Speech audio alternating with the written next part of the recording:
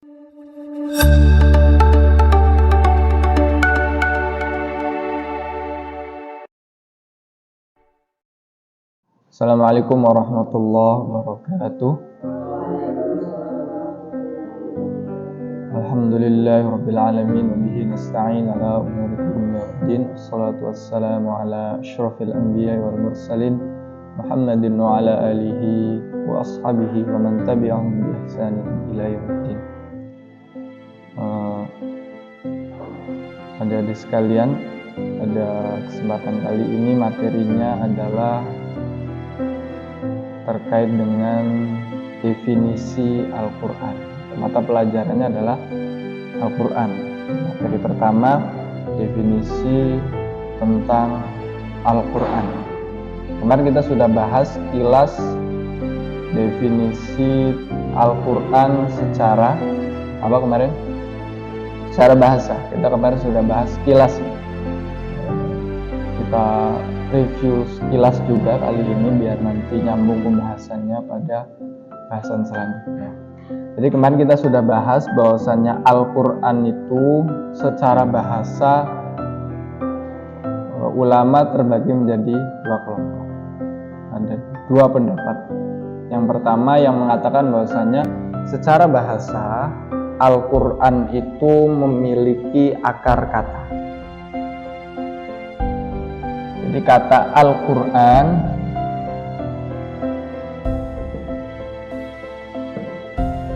itu secara bahasa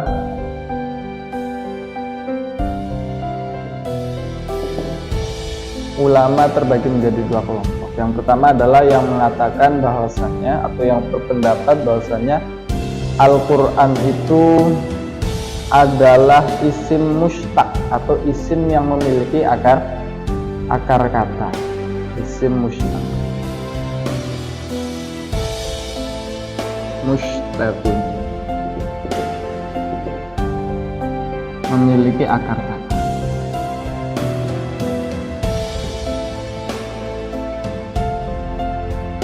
Nah, ulama yang berpendapat seperti ini mengatakan bahwasanya Al-Quran itu berakar dari kata apa kemarin? Qoro'a, ya qoro'u, qoro'a ya qoro'u, qira'atan,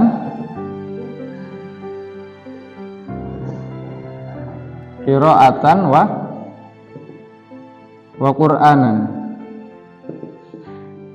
Nah ini.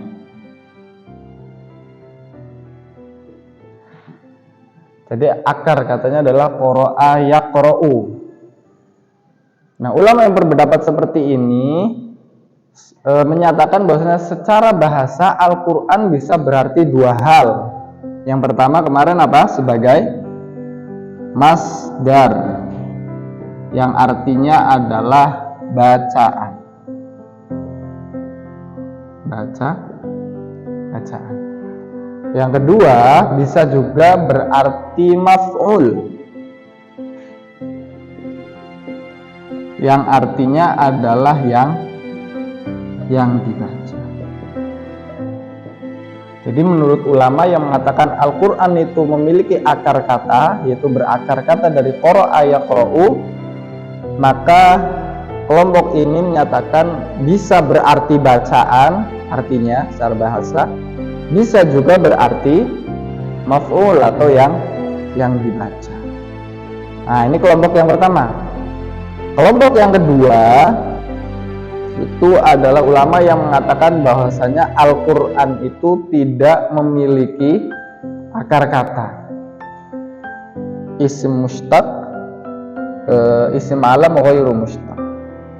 Ismun ghairu mushtaq, atau tidak memiliki akar kata.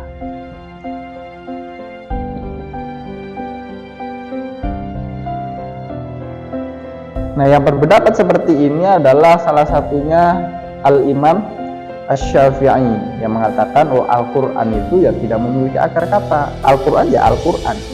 Dia menunjukkan bahwasannya kalam Allah Subhanahu wa taala yang diturunkan kepada Nabi Muhammad SAW. Karena kalau Al-Qur'an itu berakar kata dan artinya adalah bacaan, maka setiap sesuatu yang dibaca atau bacaan itu ada disebut dengan Al-Qur'an. Sehingga Imam Syafi'i tidak sepakat dengan pendapat yang mengatakan bahwasanya Al-Qur'an itu memiliki akar. Beliau lebih menguatkan pendapat yang mengatakan bahwasanya Al-Qur'an itu tidak memiliki akar kata atau isim alam ghairu mustaq. Nah, ini sebagaimana Taurat misalnya. Taurat adalah isim alam ghairu mustaq. Dia tidak memiliki akar kata secara bahasa. Taurat ya kitab suci atau firman Allah Subhanahu wa taala yang diturunkan kepada Nabi Musa. Injil adalah kitab suci atau firman Allah Subhanahu wa taala yang diturunkan kepada Nabi Isa. Nah, Al-Qur'an juga sama.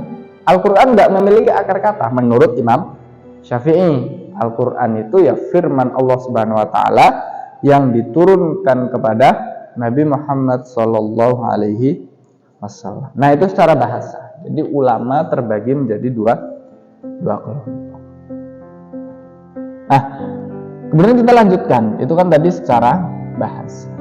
Kemudian secara istilah apa Al-Qur'an?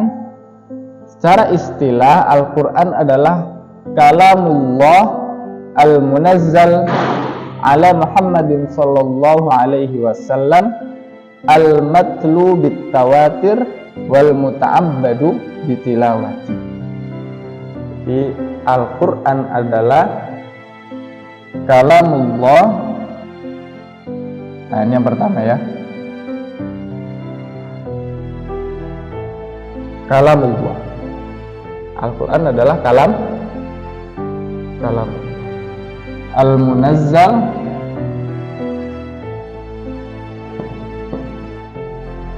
ala Muhammadin sallallahu alaihi wasallam.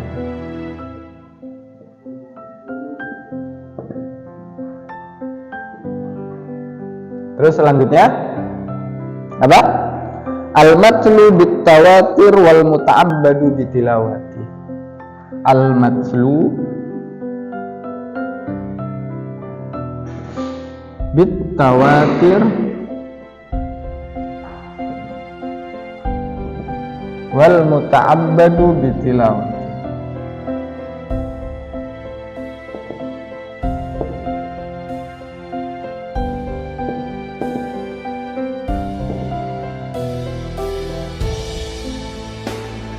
Al-munazzal.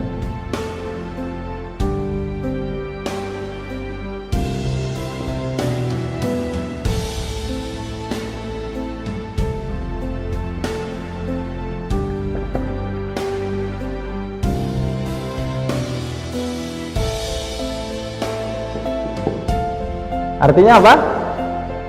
Al-Qur'an adalah yang pertama kalamullah. Apa itu kalamullah? Firman Allah Subhanahu wa ta'ala. Terus selanjutnya al-munazzal ala Muhammadin sallallahu alaihi wasallam, yang diturunkan kepada siapa? Kepada Nabi Muhammad sallallahu alaihi wasallam. Terus selanjutnya al-matlu bit-tawatir, yang dibaca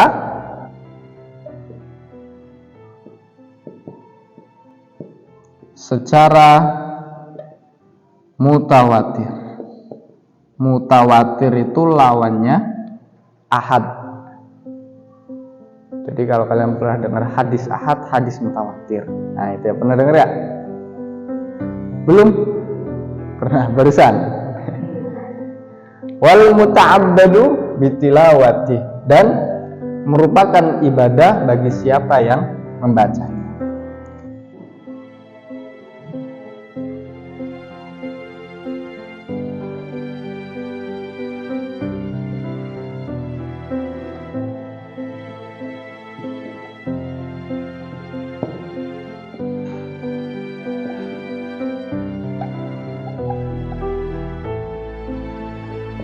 Jelas ya tulisannya ya? Jelas. Oke. Saya kasih waktu 5 menit untuk nulis, silakan. Tulis dulu. Nanti dijelaskan kalimat per kalimat.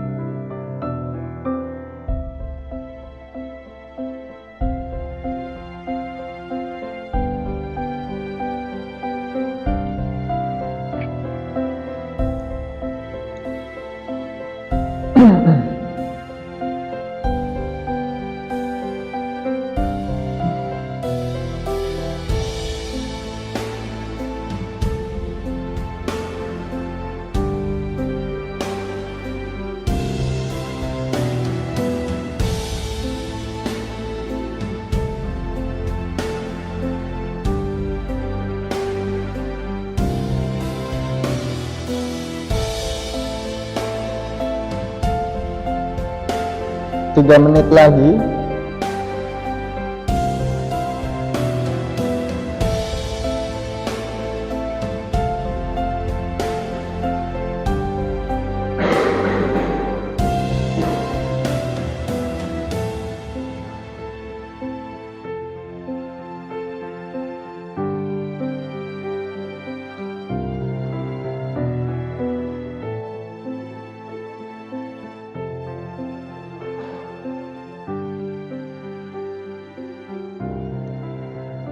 Sudah?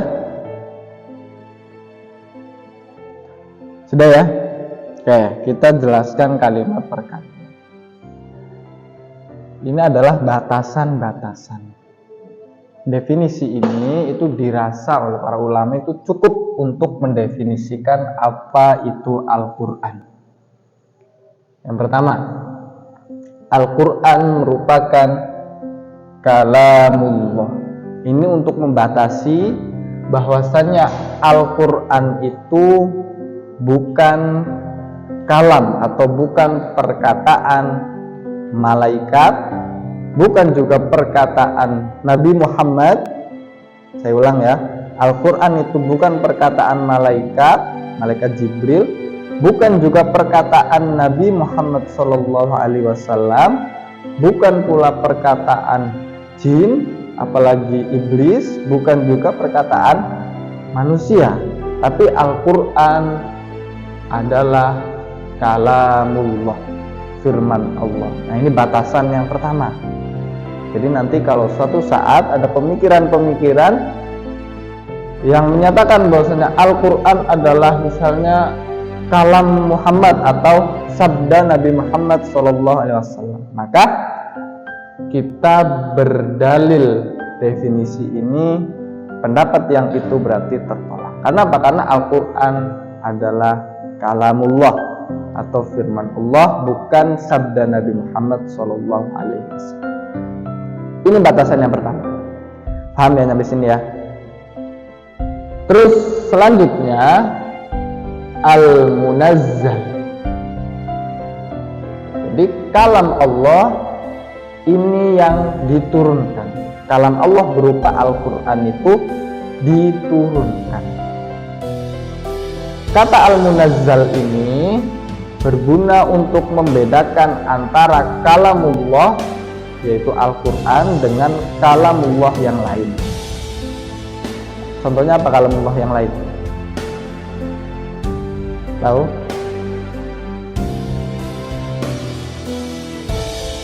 Kalamullah yang lain termasuk bumi, langit, bumi dan seisinya, itu termasuk kalamullah, termasuk kalamullah. Tetapi Al-Quran itu sifatnya Al-Munazzal, diturunkan. Namanya turun itu berarti dari atas ke. Jadi Al-Quran untuk membedakan dengan kalamullah yang lain, Al-Quran adalah kalamullah yang Al-Munazzal, yang diturunkan. Nah, apakah batasan dua ini sudah selesai? Belum, masih ada batasan selanjutnya. Diturunkan kepada siapa? Diturunkan ala Muhammadin sallallahu alaihi wasallam. Ini adalah batasan selanjutnya, bahwasanya Al-Quran adalah kalam Allah yang diturunkan. Nah, kalau sampai situ, kalau pengertiannya sampai sini saja, Al-Quran adalah apa? Kalamullah atau firman Allah yang diturunkan, maka di sini masuk namanya Taurat, masuk namanya Injil, masuk namanya Zabur dan seterusnya. Karena apa? Karena Taurat, Injil maupun Zabur itu juga kalamullah yang diturunkan atau firman Allah yang diturunkan. Kalau Taurat ya kepada Musa, Injil ya kepada Isa alaihissalam. Nah, sedangkan Al-Quran itu adalah yang diturunkan kepada siapa? Ala Muhammadin sallallahu alaihi wasallam, kepada Nabi Muhammad sallallahu alaihi wasallam. Sehingga batasan ini menjadi penting. Jadi kalam Allah, terus kemudian yang diturunkan kepada Nabi Muhammad sallallahu alaihi wasallam, bukan kepada nabi-nabi yang lain ataupun kepada rasul. Nah, apa kemudian sampai sini selesai? Batasannya masih belum dirasa cukup. Makanya ditambahi dengan al-matlu bit tawatir. Maka yang Solehan tadi sebut, hadis itu ya juga wahyu. Karena wama yantiqu 'anil hawa in huwa illa wahyu yuha. Apa yang keluar dari Nabi Muhammad SAW itu bukan hawa nafsu, tetapi yang keluar dari Nabi Muhammad SAW itu adalah wahyu. Nah, untuk membedakan hadis dengan Al-Quran, karena hadis juga merupakan wahyu, maka Al-Quran ini adalah yang dibaca secara mutawatir. Karena hadis itu tadi saya sebut di awal, ada hadis mutawatir, ada hadis ahad. Kalau Al-Quran itu fix dibaca secara mutawatir, tidak ada yang dibaca secara ahad itu. Nah, kalau kita belajar nanti sejarah Al-Quran dari turunnya terus kemudian sampai pembukuan Al-Quran, itu nanti kita akan belajar bahwasanya Al-Quran itu memang betul-betul dibaca secara mutawatir. Nah, ini untuk membedakan Al-Quran dengan hadis. Apakah sampai situ cukup? Masih ada satu lagi batasan. Karena hadis juga ada yang mutawatir.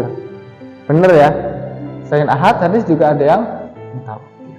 Maka perlu ditambahi lagi wal muta'abbadu bitilawati. Nah, ulama mengartikan ini dengan Al-Quran adalah satu-satunya bacaan yang dibaca dalam ibadah sholat. Setelah Al-Fatihah, bener ya? Jadi setelah Al-Fatihah ataupun Al-Fatihah sendiri itu juga termasuk Al-Quran. Satu-satunya bacaan yang dibaca dalam ibadah sholat adalah Al-Quran. Maka di sini ditambahkan al-muta'abbadu bitilawati. Hadis tidak dibaca dalam sholat. Ada yang sholat dengan baca hadis, misalnya waladdallin amin, terus kemudian mana iqra'ul qur'ana fa innahu ya'ti yaumal, ada yang kayak gitu. Ataupun ini